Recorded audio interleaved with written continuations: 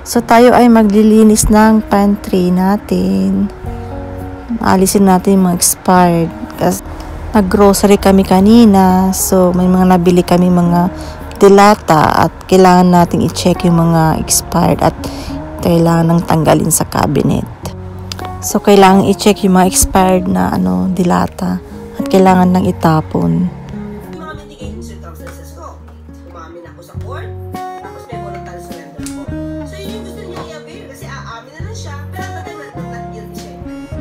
So lahat ng mga expired ay nilalagay ko sa lamesa. At nahirapan ako kasi yung lilit ng mga yung date. So kailangan ko magsalamin at talagang inupuan ko na.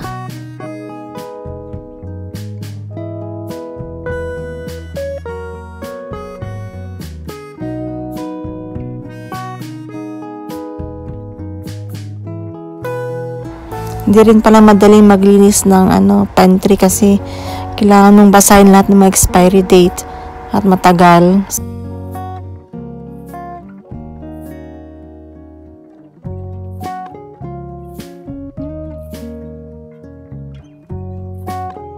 So madami akong expired na gatas, yung condensed milk, yung cocoa milk, yung coconut, yung gata. At saka yung evaporated milk. Ang dami kong expired.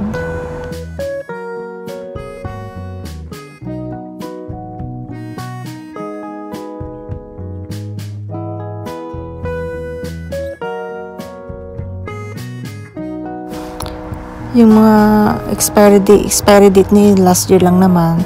Mga November, December. At saka yung iba ngayong year na to, mga January at mga May.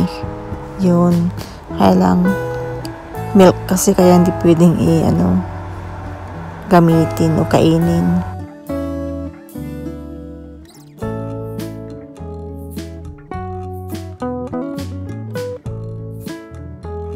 Yan, buti na lang di pa expired ang mga yan, yung mga evaporated milk kasi marami akong binibili kasi naghahalo-halo kami dito sa bahay. Kaya ginagawa kong nagluluto ako ng mga kakanin dito ng bahay. Kaya mahilig ako sa ganyan. Puro gatas at cocoa milk. Marami akong stock na yan.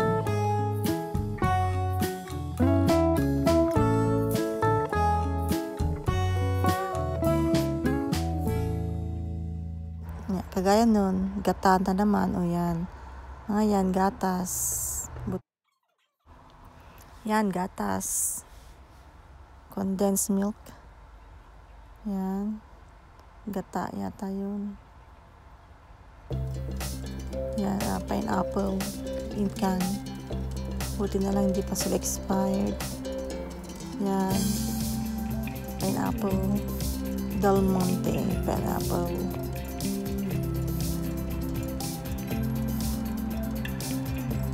Yan, gatas. Diba? Expired. Yan, yung Angel condensed with cream, yung Pilipinas. Expired ulit. Yan. Buti na lang expired yung nice. Yan, ayan. Corn.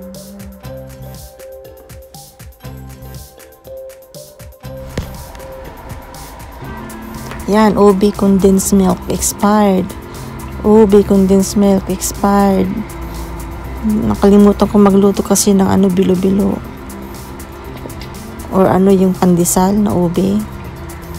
Yan, expired mga ayun. Mga evap milk. Yan, Angel. Dami kong expired na tapon halos kalahati ng aming kapon. So, pero ito mga ito, nabili ko to. Sinili ko to kahapon. Yan, binili ko mga yan.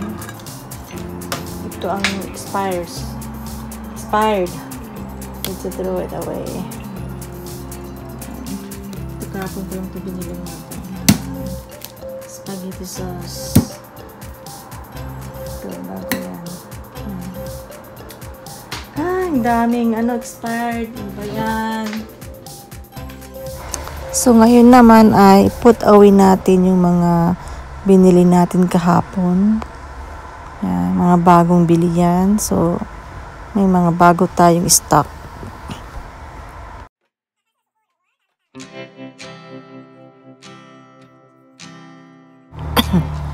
Bumili tayo ng mga corn soup, mga spaghetti sauce, mga vegetables na in can, just in case wala tayong gulay.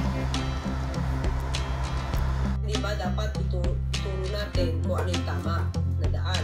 Pero syempre ako hindi naman ako expert kung ano yung ituturo kong daan. Basta ako, Christian ako. Diba? Christian ako. So, kung meron sila pininiwalaan, hindi ko sila masisisi.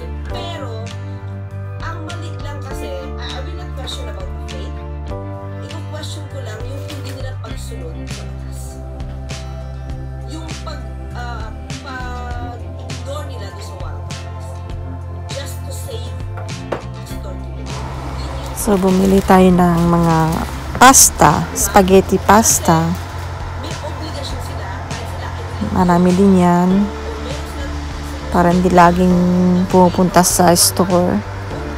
Nag-stock tayo ng ilang pakete.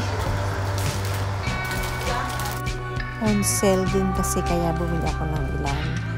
Sale siya. At saka habang ako ay naglilinis, ay nagpuput away ng groceries, ay nakikinig sa YouTube kay Attorney Claire Castro. Maganda kasi puro batas ang niya, tinutuko niya. So nakikinig tayo sa kanya. May naman exception dito eh. Halimbawa yung Muslim. Meron halimbawa meron silang mga tradisyon na pwedeng hindi angkop sa batas natin, pero since tradition nila yun at customs nila yun, pwede yun. Halimbawa, ito diba sa atin, Christian, kapag nag-asawa ka ng dalawa, bigamous marriage yun. Diba? Pero since Muslim sila, at halimbawa nakapag-asawa sila ng mama, yung mga lalaki ang good yun. Pero syempre may mga kondisyon yun. Dapat kayo kapag-kayo mag-provide. Diba? Tapos yung alam ko nakaalam ko, yung mga asawa dapat allowed. Diba? Allowed yung pagkakaroon ng mga anak mo. One. So, kung sa ating batas, bigamous marriage or polygamous marriage, meron siya. So, lalabas sa kanila, hindi yun bawal. Ayan, bumili rin tayo ng ilang pakete na asin, salt. Ayan, para hindi tayo maubusan. May warto ka rin siya. Muslim ka man, Christian ka man, DOJ ka. Kailangan mo sundin. At di ba pwedeng sapakin yung sheriff dun? Kapag may court order, kahit mayor ka pa, at president ka pa, kailangan mo sumunod sa court order. Hindi pwedeng makasuhan. Hindi sinasabi natin. Okay? So, sabi nga religion and politics don't mix. Pero, kailangan sumunod din. Kasi kung hindi sumunod sa batas, magulo ang mundo. Katulad yan. Diba? Hindi sumunod. Nagtago. Diba ang gulo doon? Diba? We are government of those. Government of those. Yan, bumili rin tayo ng ilang pakete na mongo beans or green beans, balatong, para may stock tayo. Hindi mo dapat na magtago. Kaya ang dapat na magtago pag may warrant of arrest. Okay? Usually dito sa Canada, normal lang dito na may mga stocks na pagkain, na in cans, kasi minsanan ang palengke dito. It's either every week or twice a week or monthly. Hindi kagaya dyan sa atin sa Pilipinas na kahit everyday kang mamamalingki ay okay lang dahil hindi tayo busy. Kaya lang minsan ang disadvantage ng may mga stocks, pag hindi mo nagamit ay nasasayang lang ang pera dahil tinatapon natin So, hindi talaga maiwasan na hindi mo magamit lahat. Kaya, sayang din pag tinatapon. Pero wala tayong magagawa. Kasi kailangan din talaga nating mag-stocks. Kaya lang dapat pag may stocks na tayo, dapat ay i-check natin lagi at kailangan natin gamitin para hindi sayang ang pera.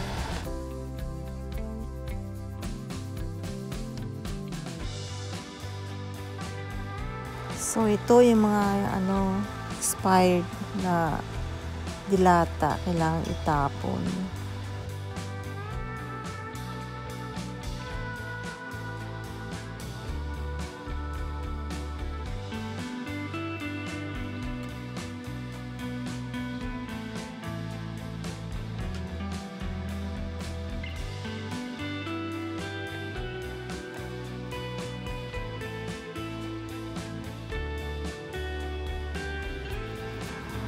So, ito na sila. Tatapon na natin.